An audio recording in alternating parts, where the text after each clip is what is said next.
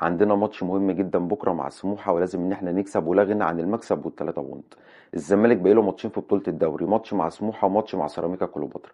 على الورق المفروض الزمالك يكون بطل للدوري، بقى عندك ماتشين بستة بونت، المفروض ان انت تنزل تكسبهم، انت احسن منهم بكتير. طيب احنا هنبتدي بكره بماتش سموحه، المفروض انا اعمل ايه عشان خاطر اكسب سموحه؟ من وجهه نظري هي حاجه واحده بس، ما نفكرش في ماتش اتحاد العاصمه ونهائي الكونفدراليه. اعتبر ان الزمالك ما بيلعبش نهائي الكونفدراليه اصلا. فكر في ماتش سموحه 90 دقيقه، انزل موت نفسك وكل النجيله، هتكسب سموحه وبسهوله. انت احسن منهم بكتير، ده مش استقلال بسموحه، ومع احترامي لسموحه انت احسن منهم وانت اقوى منهم، والمفروض ان انت الزمالك، انت بقى عندك ماتشين في الدوري وهتبتدي بسموحه.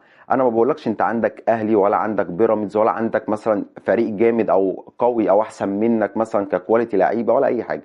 انت هتلاعب سموحه اللي ما كسبش ولا ماتش من الخمس ماتشات اللي فاتوا ولا الاربع ماتشات، فالمفروض انت تنزل تكسب. عاوز تكسب سموحه ما تكررش الغلطات اللي انت غلطتها من بدايه الموسم. في بدايه الموسم انا كان عندي ماتش الاهلي وقبل منه ماتش الجونه، لما فكرت في ماتش الاهلي عملت ايه؟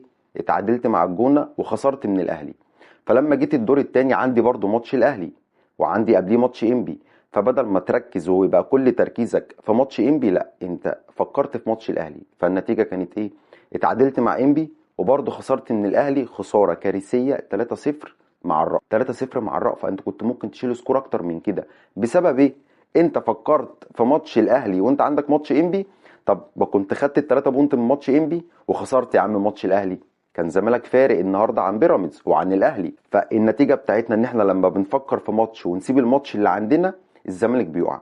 فانت عاوز تكسب سموحه، فكر في ال90 دقيقه بتوع ماتش سموحه، انزل اكسب سموحه. لو فكرت في ماتش اتحاد العاصمه بتاع يوم السبت اللي جاي، انت هتقع قدام سموحه، سواء هتتعادل او حتى هتخسر. فنصيحه لعيبه الزمالك وكابتن معتمد جمال، انزلوا فكروا في ماتش سموحه.